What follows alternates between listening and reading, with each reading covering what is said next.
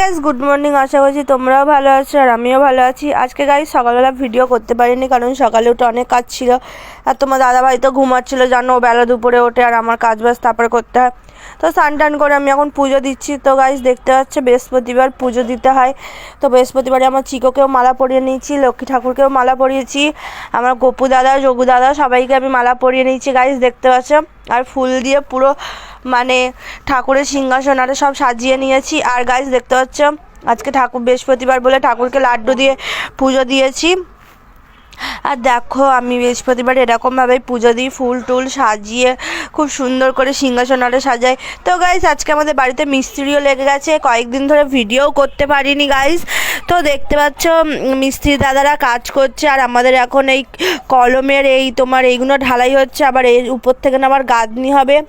আর যতদিন না মাটি এখান থেকে না সরাতে পারছে আমাদের ডার্লিংকেও বার করতে পারছি না গাইস। দেখো ডার্লিংকে আমাদের কবে থেকে নেই এক জায়গায় দাঁড় করানো রয়েছে, ডার্লিংকে নিয়ে বেরানোও যাচ্ছে না আর ভালোও লাগছে না।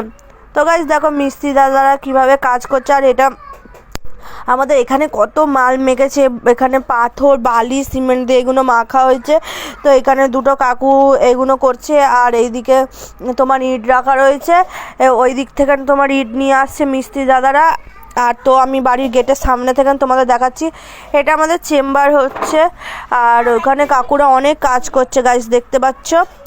আর তোমার হচ্ছে এখানে বাপি দাঁড়িয়ে রয়েছে আর ওখানে মা দাঁড়িয়ে রয়েছে আর কাকুগুলো বলছে তুমি কি করছো, আমি বলছি আমি ব্লগ করছি, তোমাদেরও সবাই দেখতে পাবে।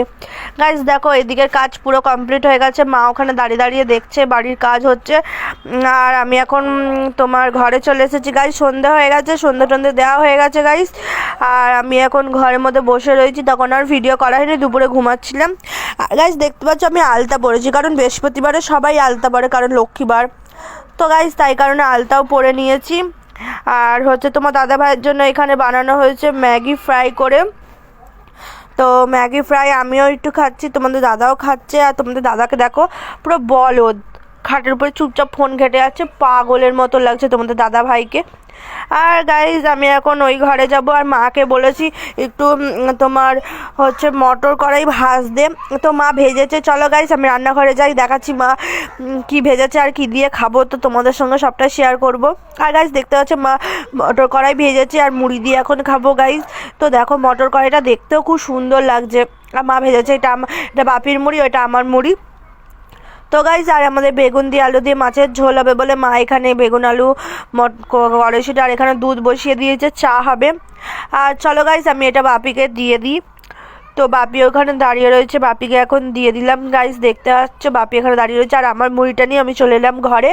তো আমি এখন খাবো, আমার কারণ প্রচণ্ড পরিমাণে খিদে পেয়েছে, আমি ওইটুকুনি ম্যাগি খেয়েছি, আমার বেশি ভালো লাগে না খেতে। তো গাইজ আমি এটা খেয়ে নিই। তো আজকে ভিডিওটা এই পর্যন্ত, তোমাদের ভালো লাগলো like comment share and subscribe করে দিও।